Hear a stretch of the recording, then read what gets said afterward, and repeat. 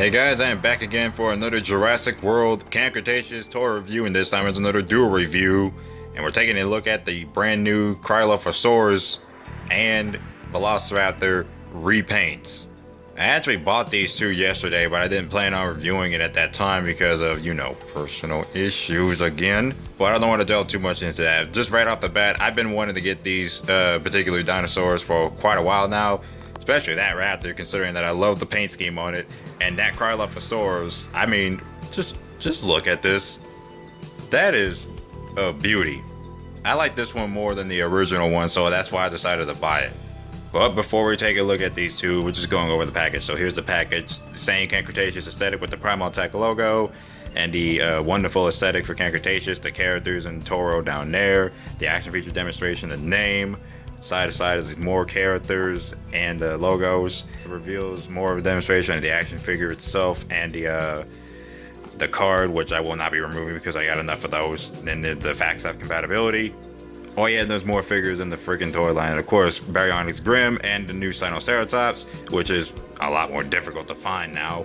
Velociraptor's package is the same aesthetic as the Evolutor Savage Strike version, and they got the Raptor demonstration down there. Same package style, same dinosaur with the new paint deco and the other dinos, which is the red and green Raptor. It's supposed to be red and yellow, but it's red and green. Monolophosaurus and Sticky Moloch, which I have the Sticky Moloch, but not the other two dinosaurs yet, but I have other previous versions of the jumping Raptor. So yeah, we're done with that. For starters, let's just go ahead and take a look at this Velociraptor, and I'm just going to call it a Lost World Raptor because, well, that's kind of what it looks like. It's basically the female Lost World Raptor because they're less saturated than the males. I won't be going too much in detail on the sculpt because I've already went through it numerous times. It is a great sculpt. I still like this Raptor sculpt. I'll just go over the paint job because I will say this. It's definitely milestones better than the previous Raptor that we had back in 2018, the Legacy Raptor. While I still like that one, this one is definitely better in terms of the paint scheme, like being more correct and true to the film. Of course, the underside is painted, and that's actually a plus. It doesn't continue on from down there, but that's fine. The tail also had a mishap on the painting. Like, I had to turn the tail in a certain position. It does look like it's not in the correct position, but that doesn't really matter because I finally got this. This was like the only one I saw up there at Walmart, compared to the many plesiosaurs and monolophosaurs they had stuck in the package, or stuck in the shelves, is what I meant to say. But really, the same sculpt, and also I like the way the eyes are sculpted in because it looks like it's staring directly at you. That ended up being unintentionally funny, so yeah. I mean, sure, the Raptor is definitely staring at you.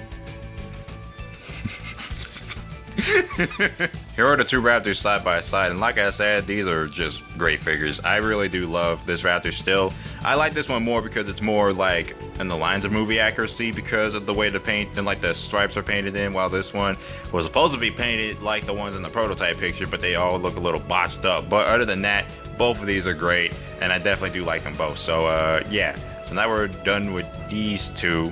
I mean, well, done with this Raptor in general.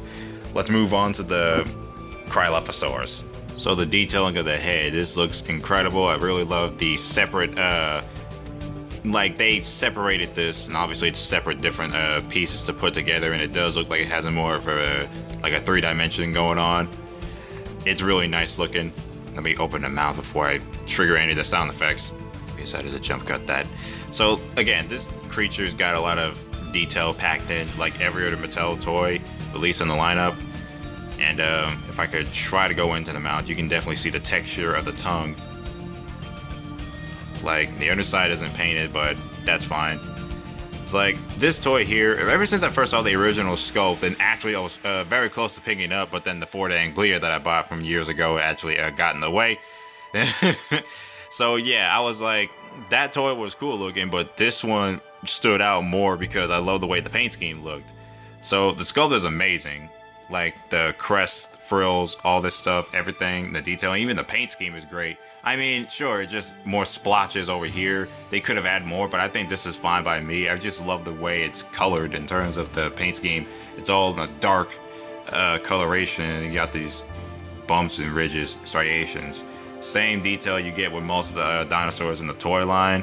Not sure if you can see if it was actually painted in, but they're all in the same color. I think, yeah, I don't think I really see that much paint going on, but it does look a bit darker in terms of the toenails, or toe claws, why I say nails.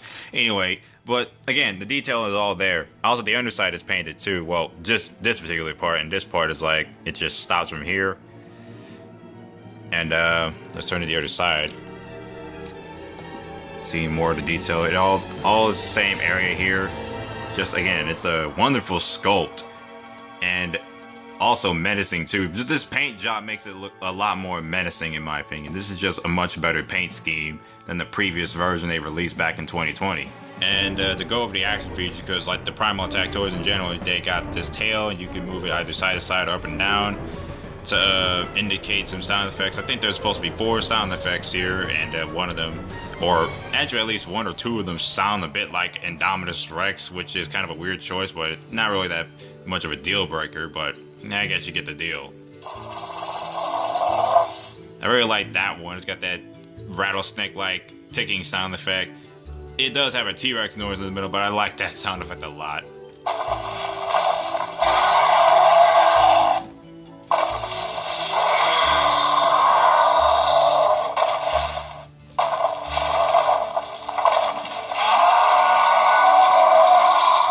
That one actually sounded good. And that's it for this video. I hope you guys enjoyed this review of the Cryophosaurus and the Savage Strike Velociraptor, or Lost World Jurassic Park Velociraptor, and Can Cretaceous. I really do recommend picking them up because, as usual, I'm always loving these toys, and I'm still going to be collecting them. And yeah, I know it's been slow, but I'm trying my best. But then again, there's a lot more things I need to worry about other than these. So, yeah, I hope you guys enjoyed this review, and I'll be seeing you guys later, possibly. And I say possibly because things are, you know, taking things a little bit slow.